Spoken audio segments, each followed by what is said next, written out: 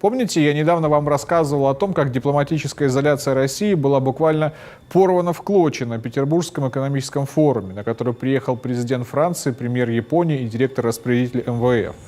Я думаю, что после этого оглушительного успеха нам перестанут лить в уши чушь о том, что от России все отвернулись, с Россией никто не хочет разговаривать, и вообще у нас только один настоящий друг – это товарищ Ким, который руководит КНДР. Я недооценил западную, да и местную западническую пропаганду, которая продолжила кудахтать про изоляцию, не сбавляя оборотов.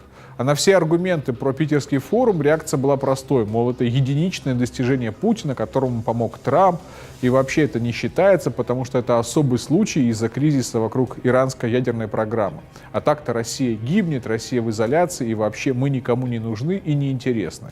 Ну и вишенка на торте – это заявление о том, что это Путин не в изоляции, а вот Россия в изоляции, потому что весь цивилизованный мир якобы вынужден общаться с Путиным, а больше никаких дел и контактов с Россией иметь не хочет. И опять же, мы никому не нужны и не интересны. Это было бы смешно, если бы не было так грустно в том смысле, что есть часть аудитории, особенно молодежной, которая в это верит и даже считает, что российский президент чуть ли не угрозами или взятками заманивает иностранных политиков в Москву, Сочи или Питер. Причем делает это просто для того, чтобы покрасоваться перед телекамерами. Но это же чушь. Давайте покажу на конкретном, понятном и очень свежем примере, что никакой изоляции вообще нет. Да, в Россию не хотят приезжать настоящие закоренелые русофобы, типа эстонского экс-президента, который недавно угрожал отжать у России город Санкт-Петербург.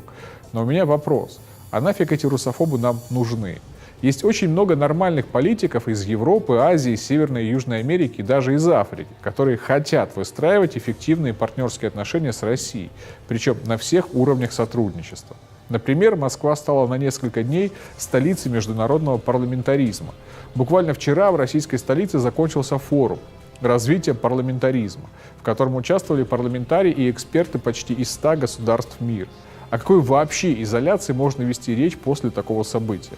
Форум проходил под руководством спикера Госдумы Вячеслава Володина. Я вам напоминаю, что Володин находится под западными санкциями, включая личные санкции президента США и так называемые майские санкции Евросоюза. В том самом майском европейском санкционном списке Володин вообще фигурирует под гордым номером 1. И в теории Володин должен быть токсичным для любого международного политика. Но расчет составителей санкционных списков США и Евросоюза вообще не оправдался. Особенно если посмотреть на то, с каким размахом прошел важнейший международный парламентский форум в Москве. Поговорить о будущем парламентаризма и о том, как межпарламентская дипломатия может позитивно влиять на мир, приехали более 500 делегатов. И это наглядно показывает, что никакой изоляции нет. В Москве фактически состоялся один большой праздник непослушания американской гегемонии, в котором приняли участие парламентарии со всех континентов. А заявления, которые были сделаны на этом форуме, показывают, насколько позиция реальных иностранных политиков не совпадает с той позицией, которую нам показывают иностранные мейнстримные СМИ. Например, спикер регионального парламента итальянского региона Венетто Роберто Чамбетти заявил, что западные санкции против России безрезультативны. А значит, их нужно просто срочно снять. Экс-спикер Сената Нидерландов Рене ван дер Линден, обсуждая будущие отношения между ЕС и Россией, заявил, что парламентской ассамблее Совета Европы нужно восстановить все права российской делегации. В мире прекрасно понимают, что реально происходит в отношениях между Россией и коллективным Западом.